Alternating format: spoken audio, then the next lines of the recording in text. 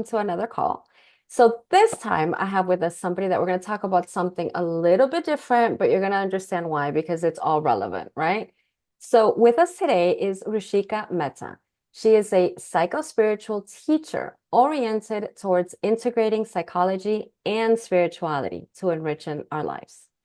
So besides being trained as a psychotherapist and working with clients for almost 20 years, Rushika has been specifically immersed for over 15 years in the Diamond Logo's teachings, which integrates as well the traditional and New Age psychology, spirituality, and bodywork.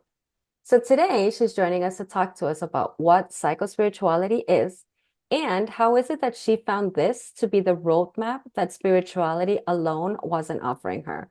Rushika, thank you so much for joining us and welcome to the call. Thanks so much for having me. I'm so happy to be here and to be talking with you, actually. I'm quite excited about this. Yeah, and it is exciting because I love the fact that you're here and I love the fact of what we are going to talk about because there's so many different paths, right? There's so many different paths of everything. And spirituality isn't just one thing or another. And psychology isn't bad either. And I love the fact that you're able to blend them and you found a new blueprint. You found a way to make it work for you because my personal belief in everything, we all have to do that. We all have to find what's right for us. And maybe we have to blend one thing with another in order for things to work out. But share with us a little bit of how it is that this came about and how did it enter your life? Good question. I think the first time we spoke briefly, I talked about how when I was a kid, I would go into sacred spaces with my mom and I would feel the energy.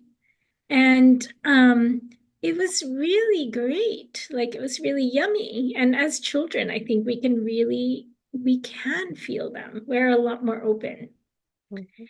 And as life went on, and I went through a lot of different transitions in my life, um, what I found was that I was lost. I was like nearly 30, and I was really lost on multiple aspects of my life. I was lost with my health, I was lost with my career, I was lost in relationships and everything. It was just a very difficult period for me. And that's when I really decided, well, I need to go back to something. And I was really struggling. I went to a school to become a therapist, and I specifically chose a school that integrated psychology and spirituality. I just knew that plain psychology was not going to give me my answers. Mhm. Something in me knew, even though I didn't identify it. I Right. just, it was like I knew I was in pain. I knew I needed to get help. And I, something, it was like, it was not even conscious, but something in me knew that it wasn't just psychology, that it was spirituality, maybe because I had a connection since childhood. Hmm. Um, and I would say even that road was quite bumpy because I went to a lot of different teachers and they had a lot that I got from them. It was great. So I received a lot. I'm not gonna say anything bad about the teachers Right. that I went to. They were really amazing. And at the same time, I found like I was going into one thing into another that was difficult from my spiritual journey. And I Hmm. was like, okay, I'm a psychotherapist. I know something about the integration of psychology and spirituality. I know the psychology of me, of myself, but I also went to spiritual teachers that were like, well, don't be angry. Okay. if, Oh. if I'm not angry, what do I do? Mhm. I used spirituality to become really nice. Mm, But what I did was I repressed the anger in my body. right. It's like, I think part of my work now is not just looking at psychology and spirituality. I think that we repress things in our bodies. Right. And actually, for example, the anger is also associated with life force energy. So when we repress anger, we're also repressing a life force energy. Okay. So it, it's been quite a journey. To say the least. Yeah. Yeah. No, and it's so true. It's so but I hadn't even thought about this in a long time. When I was in high school, my English class, I think it was senior year, we had to learn how to do a thesis or something like that, a paper, like one of the long papers. And for some reason, obviously now looking back and everything is perfect the way that it was, I Yeah. understand why. But at that moment, I have no idea why. I just chose psychology and I'll just do it on psychology. Mm. And I remember it was supposed to be like 5 or 8 pages long. And everybody was freaking out about, oh my God, we have to do a document that's long. Of course, we're seniors in high school. That sounded like, a book. I Yeah. ended up writing like 28 pages because I was so fascinated with the psychology. And I haven't thought about that in a very long time. And it's true. Psychology does help. I mean, everything helps, but it's what we're here about talking about today. It's this plus this, because we need to find our blend. And Yeah. the other part that you said, that I write. So the other part that you said is it is true, even in this talk show, even in my own clients, even in my own life, even in me. It does come to a point where you enter spirituality and you think, oh, everything is going to be perfect. And everything is glasses, what is it? Rose-colored glasses. Mhm. And you Yeah. can't be angry, you have to be spiritual. Yeah, fuck no. Like no. Yeah. And that is one of the things that says spirituality can hurt you. It's not seeing the negative. It's learning how to deal with all of it with neutrality is the way I would say it. How would you say that the psychotherapy and all of this comes together? I'll give you an example about the anger thing. Hmm. So anger, we don't.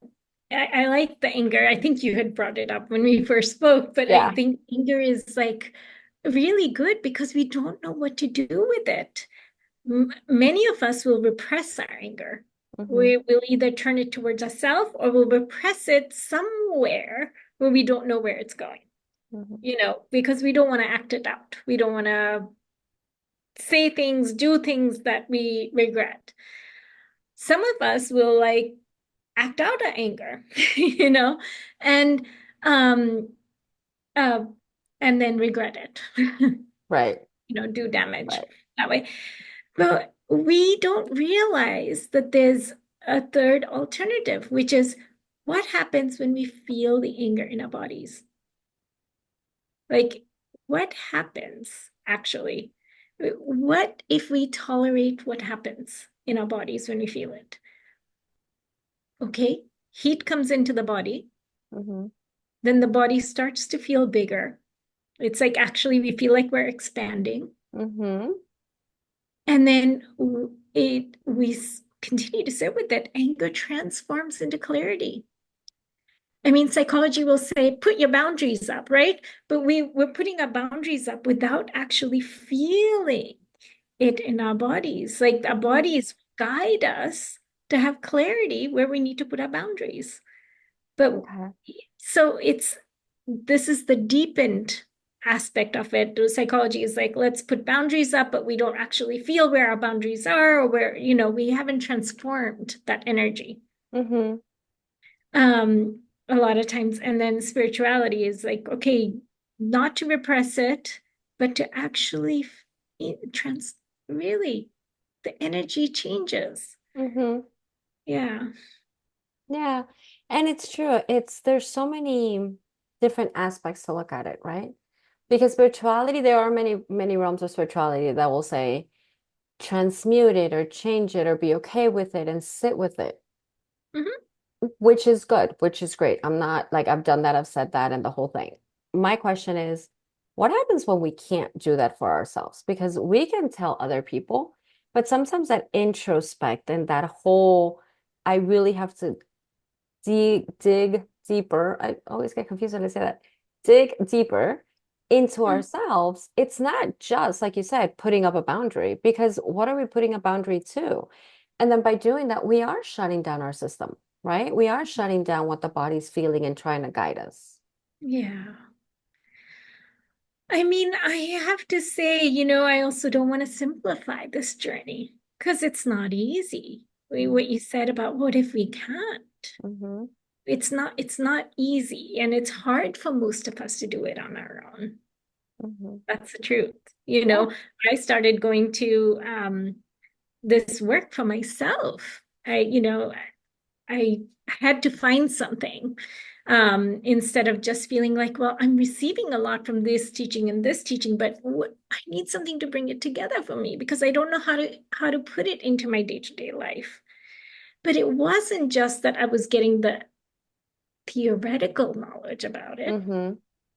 You know, I had to sit with someone who could actually feel the energy in their body.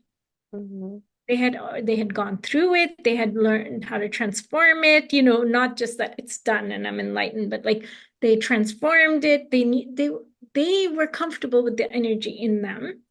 And that helped me feel safe, Mm. feel it myself. So when they feel it in their body, now let's talk about more with, because I want people to be able to reach out to you and tell you, like, okay, this sounded like something that I might be looking for that I didn't even know existed, which is the whole idea of the platform. So let's talk about when you're in a setting with somebody.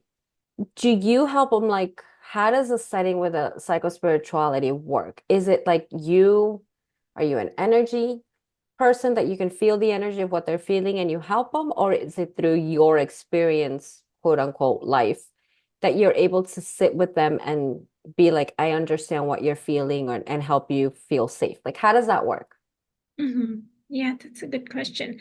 I mean, a lot of times it's sitting there with the person. On some level, some I might be feeling some things in my own body, Mm-hmm. whether it's like I feel where the healing is. It's like my body can be guiding me to that.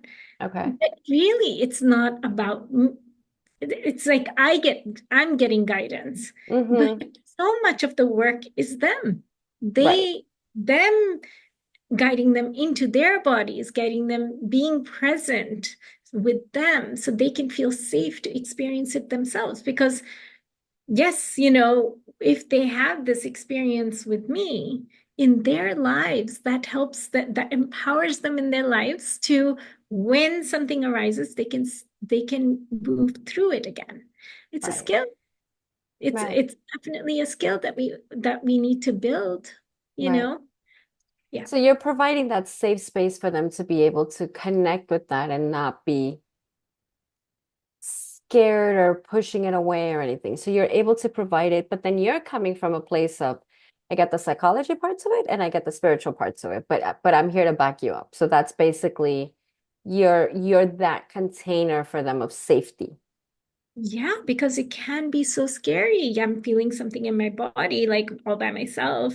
I've never Mm-hmm. gone there. I don't know what to do with it. I don't know if Mm-hmm. it's safe. I, it can, yeah, it's very, Right. very scary. And then having like the psychological understanding of what's happening, having Mm-hmm. having the energetic understanding of what's happening and going into it. Yeah, it's very different than kind of navigating in the dark. Right. And I think Yeah. the other part that's coming up is, I'll talk about me. There's times in my life where I know I repress something, or I know, let's not even talk about repress. I know I'm pissed off about something, Yeah. and I repress it on purpose because I don't want to go there. I don't want to feel the anger. I don't like feeling angry. Mhm. How? It's not even how.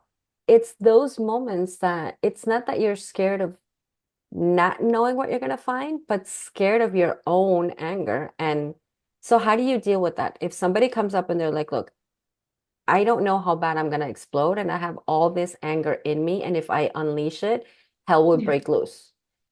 How does Yeah. that work? Yeah. Yeah.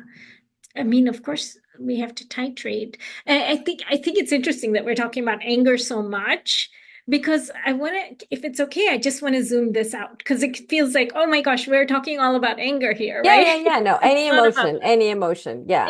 it's not even an emotion, really. Okay. So part of it is like, um, what happens, right? When we are born, oftentimes we are the kids are really magical.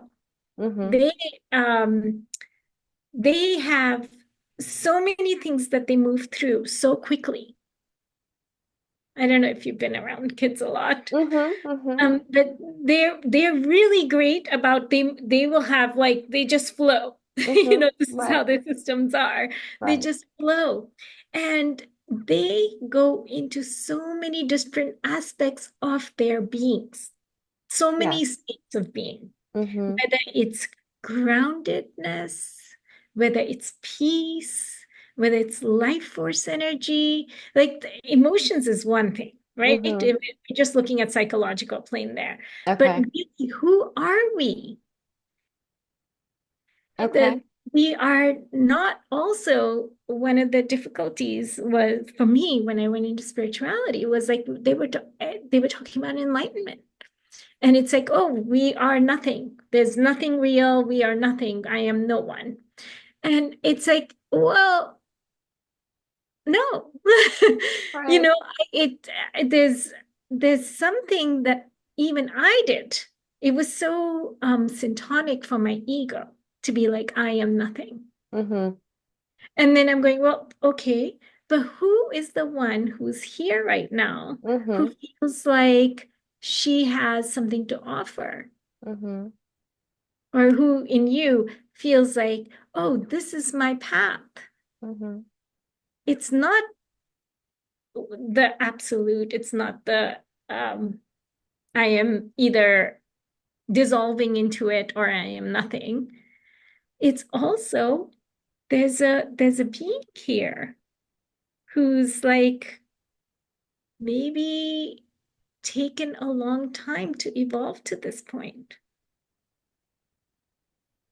who has cultivated different aspects or different states of being that are maybe dormant, Mm-hmm. that are waiting to be awakened, waiting to be um, accessed, waiting to, yeah, that get lost as we grow and we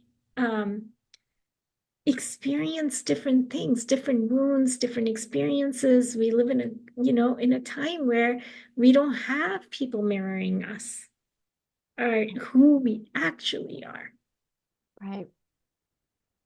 And when you talk about those different states of being that they're dormant, is there a way to reactivate them through a particular process, or do you think life reactivates them when they're needed? Yeah. Um, Life can reactivate them sometimes. They Okay. can, we can.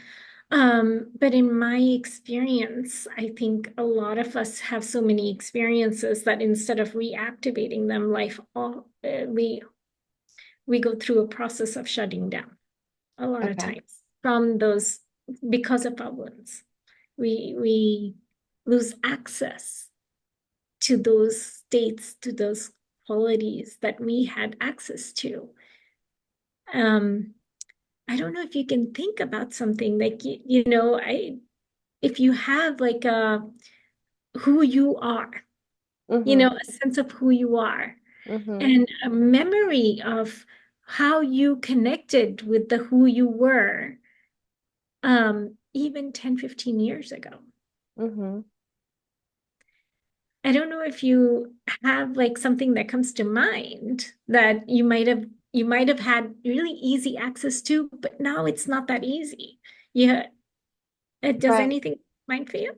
Well, it's not exactly coming up for me. What I'm thinking though, what is coming up for me is I do think different.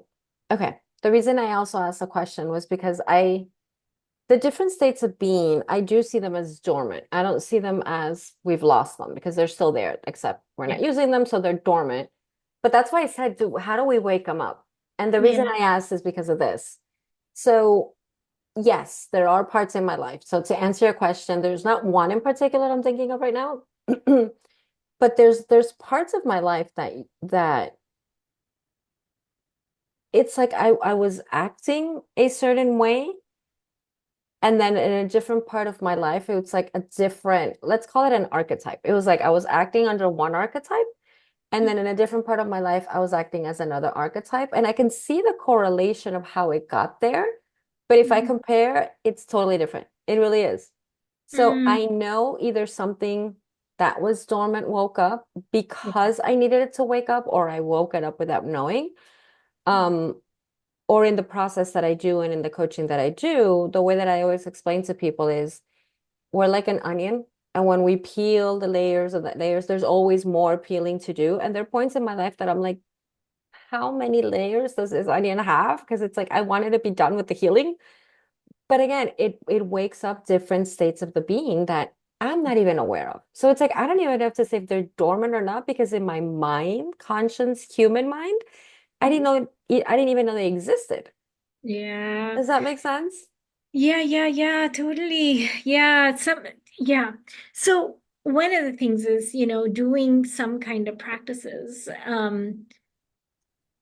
can help us. Like I've been meditating for over 20 years, and the practices that we Okay. do can help us to start to develop a sensitivity. Okay. First thing what happens when we meditate is that we're releasing, Mm-hmm. right? There's a lot of release that happens. We're like so clouded over in our day-to-day life Mm-hmm. that so much of when we first come in, it's so uncomfortable because we have to release all the stuff that's covering, covering. So we start to develop a certain sensitivity over time. And when we start to develop sensitivity more, we start to experience different things in our bodies. The body starts to transform. We do different practices. It could be, what you said, there's a lot of different spiritual practices that can help us to connect, and they help us to connect. Sometimes this practice may help us to connect with this state of being, another one may a different state of being. Mm-hmm. So we start to connect. We start to feel, oh my gosh, I'm reconnected with the mystery, with the feeling of peace, with the feeling of potentialness in Right. the planet, right? And just Right. beautiful, beautiful. We start to reconnect. Oftentimes, when we have these openings, the things that actually triggered them to wounds start Mm-hmm. to come up. So a lot of times when Okay. people are do on this spiritual journey, one of the things that happens is that, oh my gosh, I have such an opening. I feel so connected. It feels so great.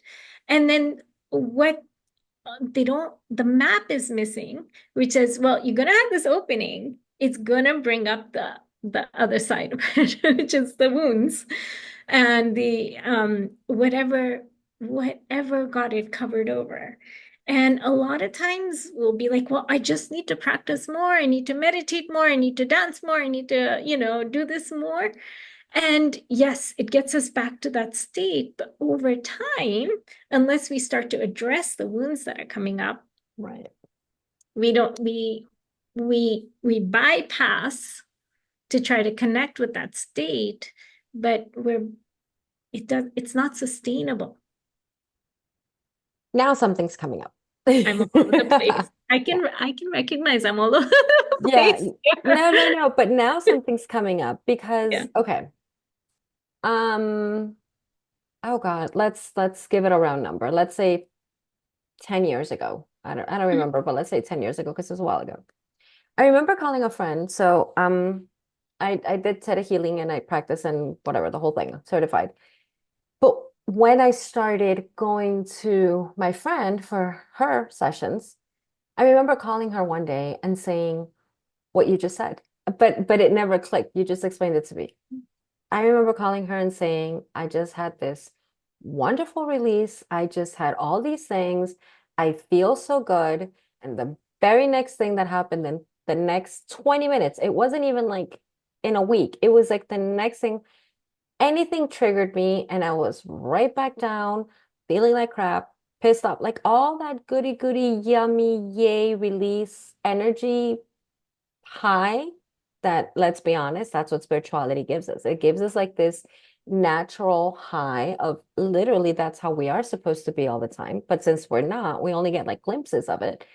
Mm, And then within like 20 minutes, it was like the total opposite. So you just explained it. I had an opening, but then the wound showed up that needed healing. So it opened that other layer, but then the one that was underneath was bubbling. I had never seen it that way. Thank you. Yeah, yeah. very interesting. Yeah. And it's so interesting because, the more we cultivate those states, the more it's like an onion. Next level of wound. It's not like we have one wound, we have several wounds. And so, but the more we can move through them, navigate them, the more we can feel them more in our lives, feel those states of being more in our lives. And also, just to come back, part of it is uncovering the states of being, how magical we were, but we're not just uncovering, we're also cultivating. Okay, explain to me that. Um,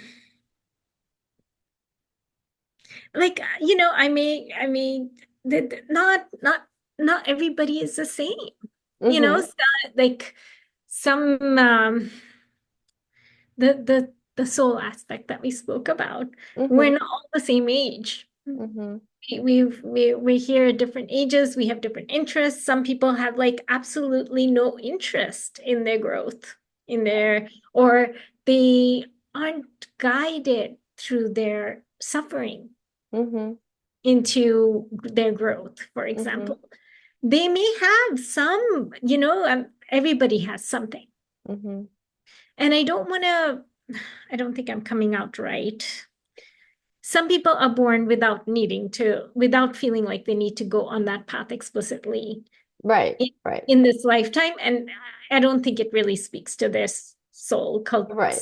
They're evolution. just Sorry. people that are not right. Either they didn't come for that for whatever reason, or they're just not interested in it at all, in that Yeah. healing path. Okay.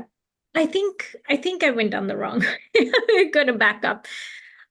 So maybe I came onto this planet knowing what it was like to feel peace, to feel connected with the mystery of this planet, with the potential. But maybe I didn't come on this planet with a sense of, let's just say, joy. Okay. It's like I didn't come on this planet with a sense of joy. It could. I'm having a really tough time explaining this. Sorry. It's okay. It's like I just want to say that part of what we do is that in our evolution, we're not just part of our work is not just looking at what blocked us. Mm-hmm. Because sometimes we're not just working on what blocked us from certain states. It's like sometimes when we're also here because we want to grow, we want to cultivate Mm-hmm. something that we didn't already know, a state of Okay. being we didn't have access to. Got Does, it. does that make sense? Or do you? Yeah. So what I understand and I agree to this part, maybe that's why I'm looking at it this way. I'm going to take it to a more spiritual, etheric level. So some of the souls that come to Earth that were born, some of us come with things that we want to resolve, whether we brought them with us to resolve it or we knew we were going to hash it out somehow here and have that issue to resolve it. While some only came to experience life and growth and expansion without having to heal things that they came in to heal or found things that they need to heal. So some come in with the purpose of, I'm using Earth because, okay, now Yeah. I'll back it up. So about 15 years ago, see, I go by decades. So about 15 years ago, maybe even more, I actually started journaling. So I am a channeler, but I do it through writing. Mhm. And I didn't know. It was the first time, maybe it was even more like 18, 20 years ago. I had heard that journaling was really good, and I went to Barnes and Nobles and I bought like this most beautiful, thick, beautiful notebook. Um, and I started writing, and I started channeling. I didn't know that was the exact word back then, Mhm. but I started channeling, and they would tell me very clearly, like, Earth is a school. Look at it like a school. Mm, Some of you come to take certain classes, others of you come to take others. And I mm, think that's what you're trying to say here. Not everybody is here to uncover something. Maybe they're just here for the expansion. So not we're all not treasure hunters that we're trying mm. to dig. The others are maybe like, let's build this and let's cultivate this and let's, do all these things. Is that where I was going? Yeah, I think I didn't express myself clearly. I I feel like I don't want to make it either or. I Uh-huh. want to say it can be both.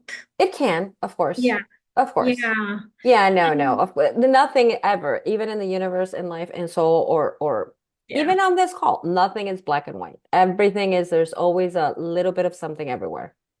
Yeah. And entry points might be different. And journeys, of course, are unique to us. Right. And I I think part of it is uncovering, and part of it can be also evolution. That's why you know, we Yeah, have a purpose. yeah, we do. Honey, I know we're running out of time. Yeah. I do want people to be able to reach out to you, to connect with you, because it is very important. And I love the aspect that you bring to it. You do bring that spirituality and that psychology with that safeness, if that's a word. If not, I just made it up. That safe embodiment, because just like we're having today, these aren't actual conversations that are it's not that they're hard, but they're not that easily explainable except when you feel them. When you need this help and you go through it, and the transformation is what you have inside of you, and that's what you're there to help people with. So, where can people reach out to you to connect more, to find out more, learn more, or work with you? Wonderful. Thanks for asking. So they can come to my website. So my website is my first and last name.com, and that's ruchikamehta.com. Okay. Hopefully you'll have it written I somewhere. will have it, yes, I will have it in the description of everywhere this video will be. Yeah, I offer psychotherapy to clients in California. I also offer psycho-spiritual sessions to people worldwide.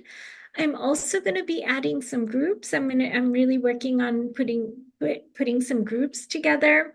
So people can even sign up to receive email updates on my website so they can find out about groups that might be coming up. I think it's really nice to have a community a lot of times for people on their journeys, because then they can feel like, oh yeah, Mm-hmm. we get enriched by hearing about other people's journeys or seeing them move, and also feel like, oh yeah, I'm not alone in this. Everything that Mm-hmm. I'm experiencing is what other people are also experiencing a lot of Right, times. Yeah. right. And I think in community also, what one person shares, every community has its own vibe. And that's how I see it.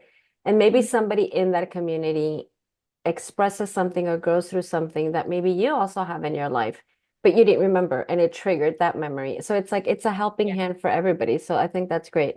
Well, honey, thank you so much for your time. Thank you for connecting with us, for sharing with us your experience and your knowledge. And I definitely look forward to having you again and having more conversations. Thank you. This was such a delight to speak with you today about this. Thank you. No, of course. And thank you, everybody. And we'll catch you next time. Bye.